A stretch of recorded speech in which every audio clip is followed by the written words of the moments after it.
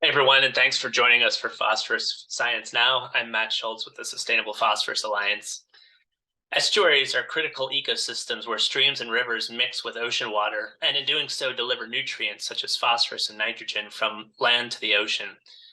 Land use change is associated with urban development, farmland development, and other forms of landscape engineering affect the way water flows from the landscape surrounding streams and rivers, and what nutrients are carried out to sea.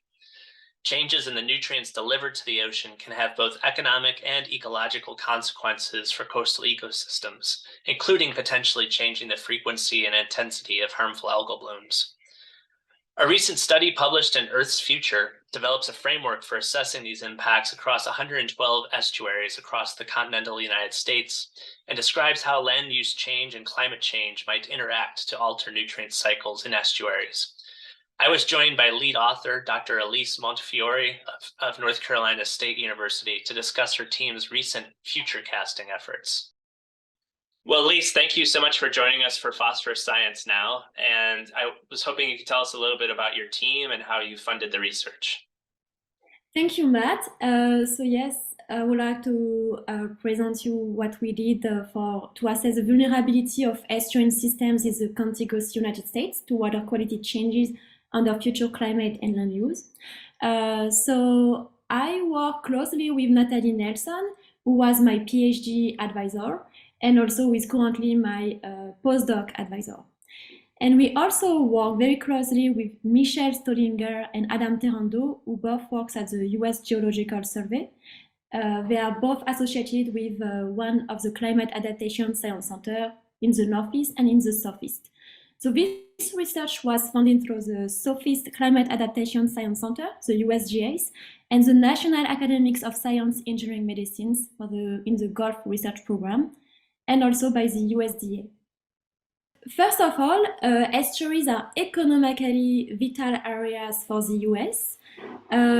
So they are unique ecosystems that provide valuable assets to national and local economies, and they are attractive areas.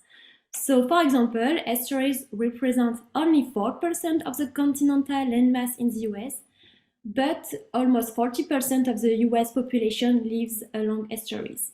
So they provide multiple benefits, such as they can stabilize shorelines and protect coastal areas, inland habitats, and human communities from floods and storm surges. And they also can provide coastal resilience benefits and opportunities for mitigating the impact of climate change. However, estuaries are a dynamic ecosystem, but as I told you earlier, they are attractive areas. Therefore, land use change can impact coastal systems. So, for example, the increase in urbanization can result in an increase in surface runoff volume that can potentially wash out more pollutants. As well, we can have the conversion of natural lands like forests to agricultural lands that can also increase the nutrients inputs. And besides land use change, we have also the impact of climate change.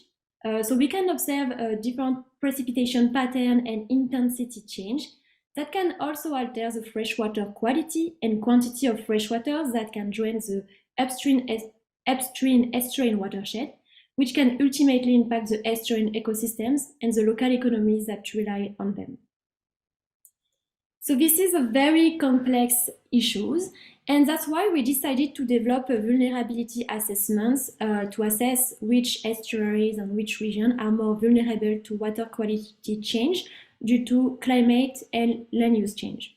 So vulnerability assessment is a process for assessing, measuring, and or characterizing the exposure, the sensitivity, and the adaptive capacity. So exposure can measure the magnitude and the extent of the exposure to different stressors. So here we are looking at the drivers of climatic and land-based drivers, how they impact the nutrient loading in estuaries. We have also the sensitivity, which measures how a system is likely to respond when exposed to stressors. So for example, here we will assess how estuaries are susceptible to nutrient loading, because not all estuaries will respond the same way to the same amount of nutrient load. And then we have the adaptive capacity, which is a measure of the potential, the ability, or the different opportunities available to mitigate the exposure or the sensitivity of a system to stress.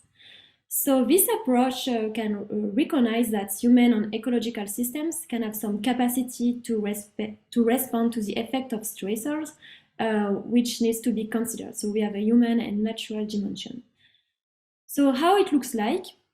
So we have the three main key components of the vulnerability assessment, and for each of them we define different indices which were rescaled and aggregated together. So for example, for the exposure, we run a water quality model, the stepper grid, to compute the total nitrogen and total phosphorus loading change between the periods of 2035 to 2065, and for the period of 1990 to 2020. We look at different indices, such as the presence of upwelling currents that can be a non-negligible source of nitrogen, for example. And also we look at the sensitivity, such as the degree of eutrophications, and at the adaptive capacity. So for the adaptive capacity, we have the human and the natural adaptive capacity. For the human, we look at two main indicators, which each of them have sub-indicators. So the two main indicators of the human adaptive capacity are the access to scientific knowledge and the legislative and governmental actions. So why we look at these different indices? It is because, for example, if we have the local access to scientific knowledge, we know that it is assumed to facilitate the understanding of system behavior and the traits that underpin the assessment development and the implementation of policies and different technology that are made to limit the adverse effect of climate and land use change on estuaries. So the ultimate goal is that if we have access to the scientific knowledge, it can allow the decision makers and the environmental managers to implement science-based management strategies. And on the same way, we assess the existence of legislative and governmental actions already in place to support climate adaptation and eutrophication mitigations. And then after, we have the natural adaptive capacity, which was assessed through the wetland density across the different watersheds. So adaptive capacity is not only increased through the access to the information and the different governmental legislative actions I showed previously, but by also maintaining wetlands ecosystems, which is used as a measure of the natural adaptive capacity, because wetlands are well known to act as a distributed sinks of nitrogen and phosphorus across the landscape, and therefore they potentially can prevent further nutrient loading of downstream receiving waters. So this is the results. So here we have the first row, the exposure, where we can have the nutrient change score from 0 to 1. So higher is the number, meaning that higher is the changes. It means that higher we will have an increase in nutrients. So here I have different climate and land use scenario, which represent a less environmental friendly, less friendly environmental environment. So what we observe is that it's mainly for total nitrogen and total phosphorus, the northeast. In the Atlantic North, we can observe the highest increase in total nitrogen and total phosphorus. And for the total phosphorus, we observe that notably the South Atlantic and the eastern part of Gulf of Mexico and the South Pacific have we show that they might have the highest increase in total phosphorus.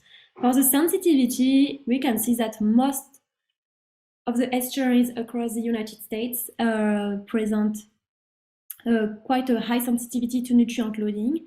And for the human adaptive capacity, we observe that we have some watersheds in the South Atlantic, in Florida, and in the South Pacific that have the highest adaptive capacity. So the highest, that means that we have highest research or knowledge in these regions, or also the highest legislative and governmental actions undertaken.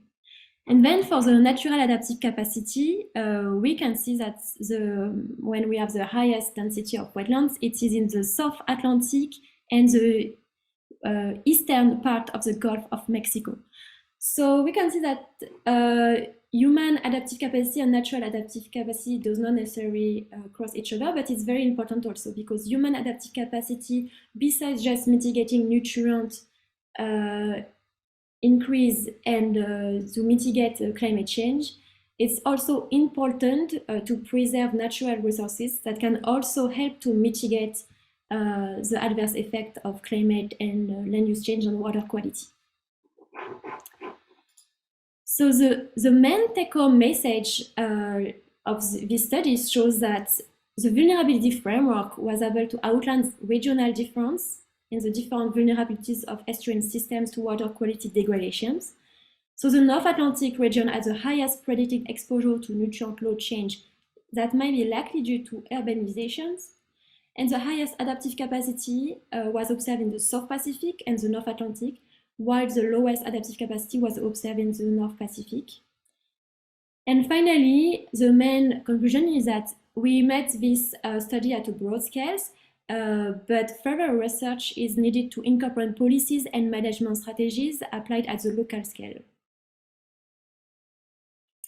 Yeah, that's great, Elise. Thanks so much for walking through that. I just have a couple questions for you. One is it's not only the amount of nitrogen and phosphorus that's increasing into these watersheds, but the ratios of the nitrogen and phosphorus will change as well. Isn't that correct?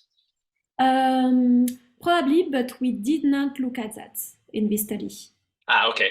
And then my second question is, where do you see this being applied to lake studies as well? You've looked at estuaries so far, but could you apply the same methodology to lakes? Yes, we can. So actually, I ran the model, the water quality model across the United States. So after, we just need to define different watershed boundaries to extract the results. And it's still something that can be applied to lakes. Definitely, yes. Okay, well, great. Thank you so much, Lise, for joining us for Phosphorus Science Now, and good luck with your research. Thank you. It was a pleasure.